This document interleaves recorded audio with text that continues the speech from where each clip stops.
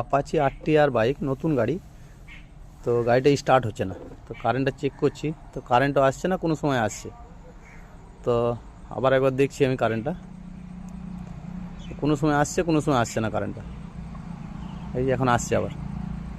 তো আমি এখন স্টার্ট হচ্ছে না গাড়িটা, তো টাঙ্কিটা খুলবো। তো টাঙ্কির নিচের দিকে একবার দেখে নিই। তো টাঙ্কির নিচে দেখছি তো ইঞ্জেক্টরের তারটা ইঁদুরে কেটে দিয়েছে।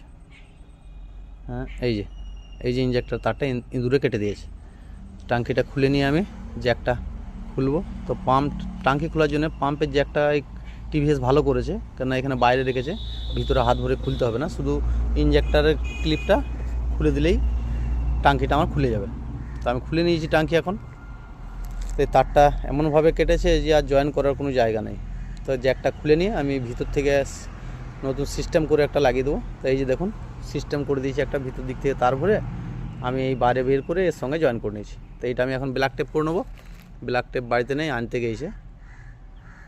এখন এই ফাঁকে যেনার গাড়ি, ওর বাবা আমার সঙ্গে কাজে হেল্প করছে। এই দেখুন, এই ইঁদুরে কেটেছে যেগুলো ফার্স্ট এড কিটের বক্সগুলো, সেগুলো সব বের করছে। তো ব্ল্যাক টেপটা করে নিই আমি। তো ব্ল্যাক টেপ আমি করে নিয়েছি। ব্ল্যাক টেপ পাইনি, বাড়িতে সেলো টেপ ছিল, তো সেলো টেপ দিয়েই ভালো করে মেরে দিয়েছি, অসুবিধা হবে না। আপনারা ব্ল্যাক টেপ না পেলে এইভাবে সেলো টেপ বা ফিতে যাই হোক মেরে দিতে পারবেন। তো এখন আমি জ্যাকটা লাগিয়ে নিই।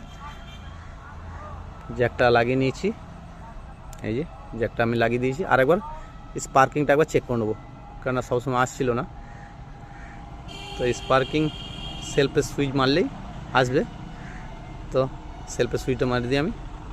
হ্যাঁ, আসছে আসছে আসছে আসছে এখন, ওকে একদম। তো এখন টাঙ্কিটা লাগিয়ে নেবো আমি।